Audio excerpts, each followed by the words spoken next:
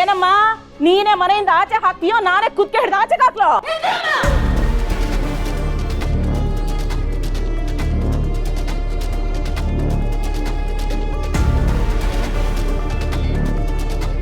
ಏನೇ ಮುಚ್ಚೆ ಬಾಯ್. ಇಷ್ಟೊತ್ತು ವಯಸ್ಸಲ್ಲಿ ದೊಡ್ಡೋಳು ಅನ್ನೋ ಒಂದೇ ಒಂದ್ ಕಾರಣಕ್ಕೆ ಬಾಯಿ ಮುಚ್ಕೊಂಡು ಸುಮ್ಮನೆ ಇದ್ದೀನಿ. ಆದ್ರೆ ನೀನು ನಿನ್ ವಯಸ್ಸಿಗೆ ತಕ್ಕ ಹಾಗೆ ಮಾತಾಡ್ತಾ ಇಲ್ಲ. ಬೀದಿಯಲ್ಲಿ ಬಗ್ಲೋ ನಾಯಿಗಾದ್ರೂ ಕಲ್ಲೆತ್ತಿದ ತಕ್ಷಣ ಓಡಾಗುತ್ತೆ. ಆದ್ರೆ ನಿನ್ನಂತೋಳ್ ಬಾಯಿ ಮುಚ್ಚೋದಕ್ಕೆ ನನ್ನಂತೋಳೆ ಬರ್ಬೇಕೇನೋ.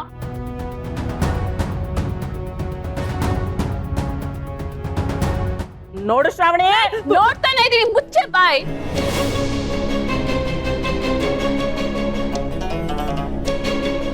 ಅಷ್ಟಕ್ಕೂ ನೀನ್ ಯಾರ ಬಗ್ಗೆ ಮಾತಾಡ್ತಿದ್ಯಾ ಅಂತ ಗೊತ್ತಾ ನಿನಗೆ? ಇಷ್ಟು ವರ್ಷ ಜನಗಳ ಸೇವೆಗೋಸ್ಕರ ತಂಜಿ ನಾನೇ ಮುಡುಪಾಗಿಟ್ಟಿದ್ರಲ್ಲ, ಅಂತ ದೊಡ್ಡ ವ್ಯಕ್ತಿ ಬಗ್ಗೆ ಮಾತಾಡ್ತಿದ್ಯಾ ನೀನು.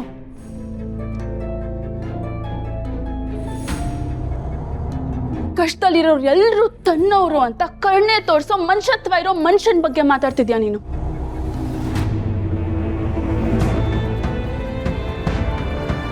ಸತ್ಯ ಯಾವುದು ಸುಳ್ಳು ಯಾವುದು ಅಂತ ಗೊತ್ತಿಲ್ಲದೆ ಬರೀ ಟಿವಿಯಲ್ಲಿ ಸೋಷಿಯಲ್ ಮೀಡಿಯಲ್ಲಿ ನೋಡಿ ಜೈಕಾರ ಧಿಕ್ಕಾರ ಆಗ್ತಾರಲ್ಲ, ಅಂತ ಜನಗಳ ಬಗ್ಗೆ ತಲೆನೇ ಕೆಡಿಸ್ಕೊಳ್ದೆ ತಾಳ್ಮೆಯಿಂದ ಇರೋ ವ್ಯಕ್ತಿ ಬಗ್ಗೆ ಮಾತಾಡ್ತಿದ್ಯಾ ನೀನು.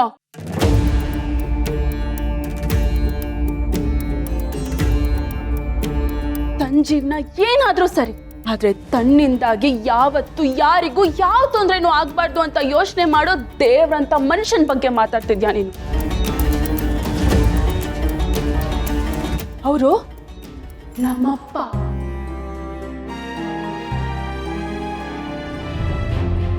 ಪ್ರಪಂಚನ ತಿಳ್ಕೊಂಡಿರೋರು.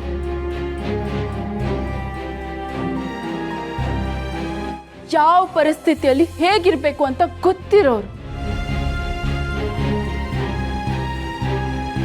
ಅವರು ತಂಗಾಳಿ ಇದ್ದ ಹಾಗೆ, ಆದ್ರೆ ಅವ್ರ ಮಗಳು ಹಾಗಲ್ಲ. ಅವ್ರ ಹೆಸರಿಗೆ ಧಕ್ಕೆ ಬರುತ್ತೆ ಅಂದ್ರೆ ಯಾವ ಕ್ಷಣದಲ್ಲಾದ್ರೂ ಬಿರುಗಾಳಿ ಆಗ್ತಾಳೆ.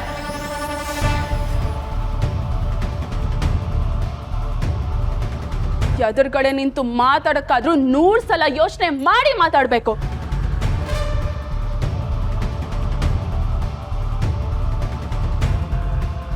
ಏನು ಎತ್ತ ಅಂತ ತಿಳ್ಕೊಳ್ದೆ ಮಧ್ಯರಾತ್ರಿಯಲ್ಲಿ ಕಾರಣನೇ ಇಲ್ಲದೆ ಯಾವುದೋ ಒಂದು ನಾಯಿ ಬಗ್ಲಕ್ ಶುರು ಮಾಡ್ತು ಅಂತ ಬೇರೆ ಎಲ್ಲ ನಾಯಿಗಳು ಬಗ್ಲದಕ್ ಶುರು ಮಾಡುತ್ತಂತೆ. ನಿಮ್ಮನ್ನ ನೋಡ್ತಾ ಇದ್ರೆ ಹಂಗೆ ಅನ್ಸುತ್ತೆ ನನಗೆ.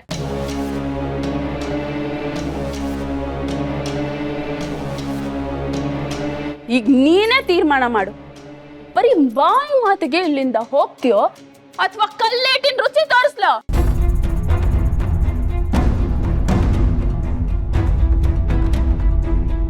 ಕೋಪ ಬಂದ್ರೆ ಶ್ರಾವಣಿ ಅಮ್ಮವರು ಕಾಳಿ, ಭದ್ರಕಾಳಿ, ಥೇಟ್ ನಂದಿನಿ ಅಮ್ಮವ್ರ ತರ. ನೋಡ್ದನೋ ಅನ್ಯಾಯ ನಡೀತಿದ್ರೆ ಹೇಗೆ ಸಿಡಿತಾರೆ ಅಂತ. ಲಲಿತಾ ದೇವಿ ಅಮ್ಮವರಾಗ್ಲಿ ನಂದಿನಿ ಅಮ್ಮವರಾಗ್ಲಿ ಹೀಗೆ ತಾನೇ ಇದ್ದಿದ್ದು. ಕಾಂತಮ್ಮ ಅವರೇ, ನನಗೊಂದು ದೊಡ್ಡ ಕಲ್ ಬೇಕು. ಆ ಕಲ್ ಹೇಗಿರ್ಬೇಕಂದ್ರೆ ಅದನ್ನ ತೆಗ್ದು ಯಾರ ತಲೆ ಮೇಲಾದ್ರೂ ಹಾಕಿದ್ರೆ ತೊಲೆನೇ ಹೊಡೆದೋಗ್ಬೇಕು. ತಗೊಳ್ಳಿ ಬಿಡವ್ರೆ.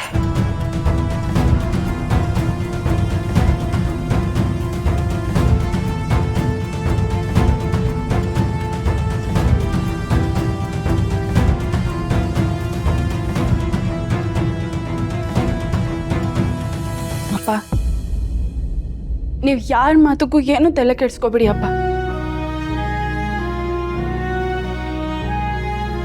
ಎಲ್ಬೆ ಇಲ್ದಿರೋ ನಾಲ್ಗೆಗೆ ಸತ್ಯ ಸುಳ್ಳು ನ್ಯಾಯ ಅನ್ಯಾಯ ಯಾವುದೂ ಗೊತ್ತಾಗಲ್ಲ. ನಾವೆಲ್ಲರೂ ನಿಮ್ಮ ಜೊತೆ ಇದ್ದೀವಪ್ಪ. ನಾವು ನಿಮ್ಮನ್ನ ಯಾವತ್ತೂ ಬಿಟ್ಕೊಡಲ್ಲ.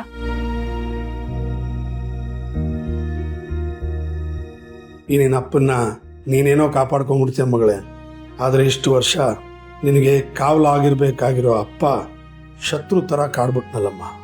ಆ ಪಾಪನ ನಾನು ಹೇಗೆ ಕಳ್ಕೊಳ್ಳಿ? ನಿನ್ನ ಪ್ರೀತಿನ ನೋಡ್ತಾ ನೋಡ್ತಾ ನನ್ನ ಪಾಪ ಪ್ರಜ್ಞೆ ಇನ್ನೂ ಜಾಸ್ತಿ ಆಗ್ತಾ ಇದೆ.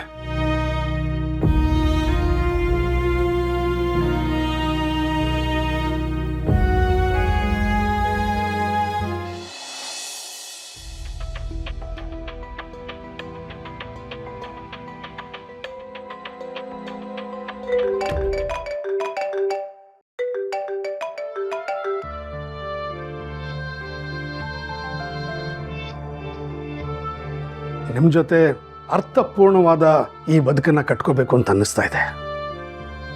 ನನಗೆ ನನ್ನ ಮನಸ್ಸಿನಲ್ಲಿ ನಿಮ್ಮ ಬಗ್ಗೆ ಅಗಾಧವಾದ ಪ್ರೀತಿ ಇದೆ. ನಂದಿನಿ ಅವ್ರಿಗೆ ಹುಟ್ಟಿದ ಮಗು ಶ್ರಾವಣಿ ವೀರೇಂದ್ರ ಸರ್ದೇಸಾಯಿ ಅವ್ರ ಮಗಳು.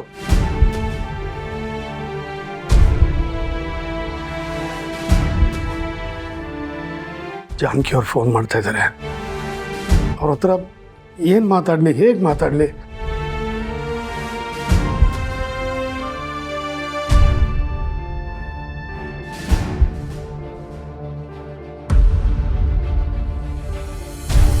ಈ ರಾಕ್ಷಸಿ ಮಾತು ನಂಬ್ಕೊಂಡು ನಿಮ್ಮ ಮಗಳ ಮೇಲೆ ಸಂಶಯ ಪಟ್ಬಿಟ್ಟೆ.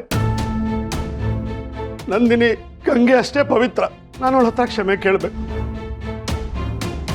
ವೀರು ಯಾಕೆ ಹೀಗೆ ಮಾಡ್ತಿದ್ದಾರೆ?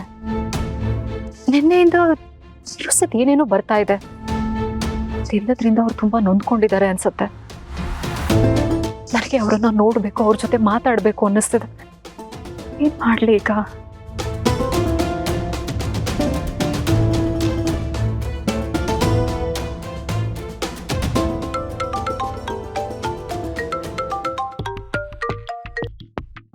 ಹೇಳಿ ಅಮ್ಮೋರೆ. ಏನಾಯ್ತು ಪದ್ದು? ನೀನಾಗ್ಲಿ ಸುಬ್ಬು ಆಗ್ಲಿ ಯಾರು ನನ್ನ ಫೋನ್ ರಿಸೀವ್ ಮಾಡ್ತಿಲ್ಲ. ಆ ಕಡೆ ವೀರು ಕೂಡ ನನ್ನ ಫೋನ್ ರಿಸೀವ್ ಮಾಡ್ತಿಲ್ಲ. ಏನ್ ನಡೀತಿದೆ ಅಲ್ಲಿ? ದಯವಿಟ್ಟು ಕ್ಷಮಿಸಿ ಅಮ್ಮೋರೆ. ನಾನೆಲ್ಲ ಯಜಮಾನ ಜೊತೆಲೇ ಇದ್ವಿ, ಹಾಗಾಗಿ ನಿಮಗೆ ಕಾಲ್ ಮಾಡೋಕ್ಕಾಗಲಿಲ್ಲ. ವೀರು ತುಂಬಾ ನೊಂದ್ಕೊಂಡಿದಾರ. ಇಷ್ಟಕ್ಕೂ ಏನ್ ನಡೀತಿದೆ ಅಲ್ಲಿ? ಅಮ್ಮೋರೆ, ಯಜಮಾನ್ರಿಗೆ ಎಲ್ಲ ಸತ್ಯ ಗೊತ್ತಾದ ಮೇಲೆ ವಿಜಯಾಂಬಿಕೆನ ಮಟ್ಟ ಹಾಕಕ್ಕಂತ ಹೋದ್ರು. ನಾವು ಜೊತೆಲೇ ಹೋದ್ವಿ. ಆದ್ರೆ ಅಲ್ಲಿಂದ ಹೊರಟು ಬಂದ್ಮೇಲೆ ಹೋಗಿ ಮನೆಯಿಂದ ಆಚೆ. ಹಾಗಾಗ್ಬೇಕು ಅಂದ್ರೆ ನೀವ್ಯಾರು ನನ್ನ ಕಣ್ಣು ಮುಂದೆ ಇರಬಾರ್ದು. ಈ ಮನೆಯಿಂದ ಹೊರಗಡೆ ಹೋಗ್ಬೇಕಾಗಿರೋದು ನಾನಲ್ಲ, ನೀನು, ನಿನ್ನ ಅಳಿಯ. ಇದು ನನ್ನ ಮನೆ. ಈ ಆಸ್ತಿನೆಲ್ಲ ನಾನು ನನ್ನ ಹೆಸರಿಗೆ ರಿಜಿಸ್ಟರ್ ಮಾಡಿಸ್ಕೊಂಡಿದ್ದೀನಿ. ಈ ಮನೆಯಿಂದ ನೀವೆಲ್ಲರೂ ಆಚೆ ಹೋಗ್ಬೇಕು.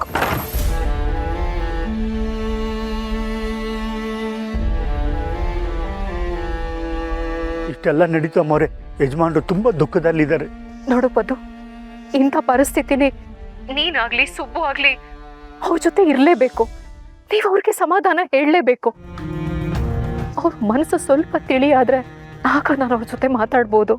ಆಗ್ಲಿ ಅಮ್ಮವ್ರೆ, ನೀವೇನು ಯೋಚನೆ ಮಾಡಬೇಡಿ. ಯಜಮಾನ್ರೆ ನಿಮಗೆ ಕಾಲ್ ಮಾಡ್ತಾರೆ. ಅಲ್ಲಿವರೆಗೂ ಇಲ್ಲಿ ಏನೇ ನಡೆದ್ರು ನಿಮಗೆ ವಿಷಯ ತಿಳಿಸ್ತೀನಿ. ಸರಿ, ಹಾಗೆ ಆಗ್ಲಿ ಪದ್ದು. ಸರಿ ಅಮ್ಮವ್ರೆ.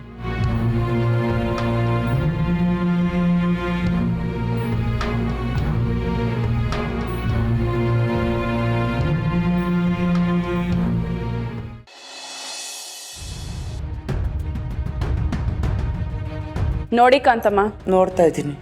ನಮ್ಮ ಮನೆಯಲ್ಲಿ ಯಾವತ್ತೂ ಯಾರು ಅಪ್ಪನ ವಿರುದ್ಧ ಮಾತಾಡ್ದವ್ರೆ ಅಲ್ಲ. ಹಾಗೂ ಒಂದ್ ವೇಳೆ ಅವ್ರ ವಿರುದ್ಧವಾಗಿ ಯಾರಾದ್ರೂ ಮಾತಾಡಿದ್ದಾರೆ ಅಂದ್ರೆ ಅದು ನೀವೊಬ್ರೆ.